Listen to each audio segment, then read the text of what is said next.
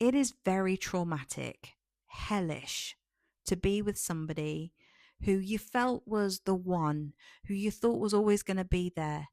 You were absolutely flooded with love and belief that this was the person, that you were going to make this work. And it was all so hopeful. And then suddenly they change, or suddenly they go, or they give you the slow fade and they're just not the same as they were before. And you can't quite get back the connection that you had at the beginning, or for long enough for you to absolutely buy into it. When that happens, it creates this very specific feeling, and it's cognitive dissonance, because you essentially have to become split in half. One half of you is already deeply attached to this person, and so all of those feelings and that attachment bond is there in a very, very strong way that even happens unconsciously.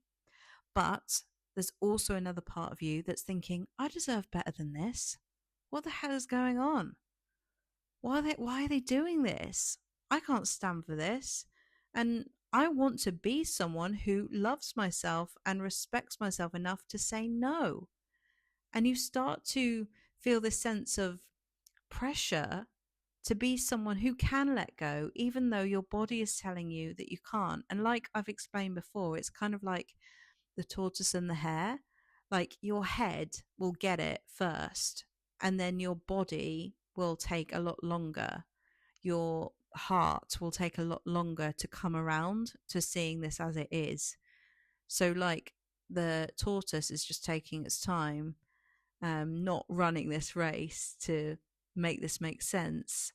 The mind, the hare, is already, this is nonsense. You absolutely deserve better than this, you know? So that's why it's really, really confusing, because you've got two narratives going on at once. You've got two stories. And I think one of the things that really helped me to piece this together, to make it aligned again, is by being able to see that the person that you had at the beginning, who was all there, who was with you, who was present, was that person, but so is their tendencies to be dismissive, to shut down, to pull away. That's also them. They're the same person. They come as one, right? It's not that they were one way and they could always be that way for the rest of their life before, because if they're not working on themselves, or if they're, happy with the way things are, then they also come with pulling away, with distancing themselves, with shutting down, with not being able to have difficult conversations. So being able to see that they're both the same person is quite helpful, because you're like, oh, that's all them. That person, that version of them that I had before wasn't all of them. It was them when they were not stressed. It was them when things were easier. It was them when their fear of intimacy hadn't been triggered, or whatever it was.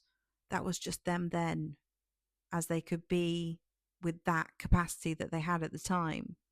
But they are also these other things. And I think the trauma and the cognitive dissonance is one of the most lingering, painful, confusing things that lasts for the longest after a relationship like this has ended.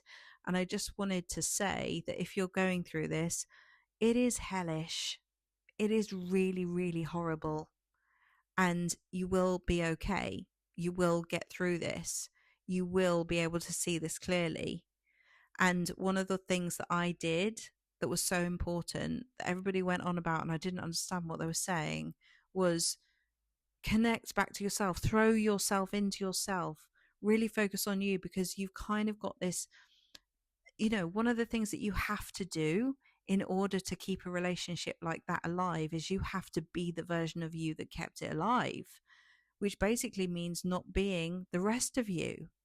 Because when someone's avoidant, we tend to adapt. And so we become the adaptive version of us. And as long as we are being that identity, the identity that kept us in that relationship, is as long as we're going to suffer. But as soon as you say, I'm not going to be the adaptive version of me anymore, and I'm going to be me again, and I'm going to actually focus on me and I'm actually going to remember what that even is, then you start healing. Then you start feeling that you can actually see this more clearly. But also, everything changes. Honestly, I swear to you, people want you when you are connected to yourself.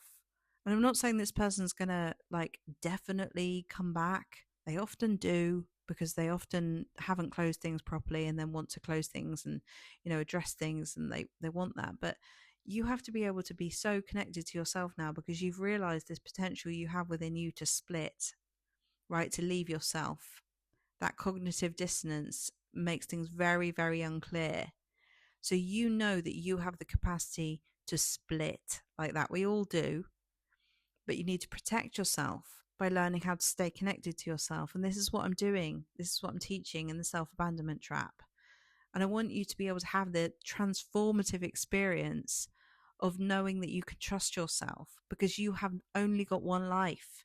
And for me, the stress that I had whenever I was in this state of not being able to see things clearly, honestly, it cost me everything.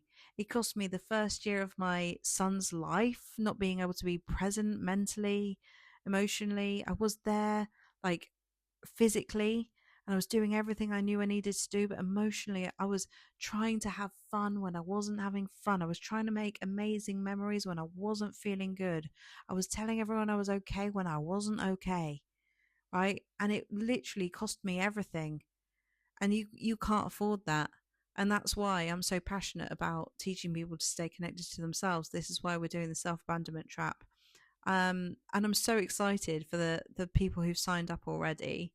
It's going to be an amazing 6 weeks. And if you want to go on this journey with me, we start tomorrow. So I'd love to see you there. You can find out all the information about it in the link below. It's going to be a playful, creative, fun, light time that is going to, yes, have education in it, but it's also going to have something in it that will help you to remember how it feels to be whole again, how it feels to be you. Because I'm telling you, no partner will ever make you feel as good as you feel when you are connected to yourself. So if on some level this person made you feel better than you've ever felt by yourself, it shows you a huge level of disconnection to your that you had already to yourself that you can get back, that you can create in an abundant way that makes you, as I say, magnetic and completely in control of the people, the relationships that you create. So any more information about that you can find out in the link below. We can come to the living room, which is on Wednesdays at 1 o'clock UK time. I would love to see you there. And if not, then I'll see you in the next video. Bye.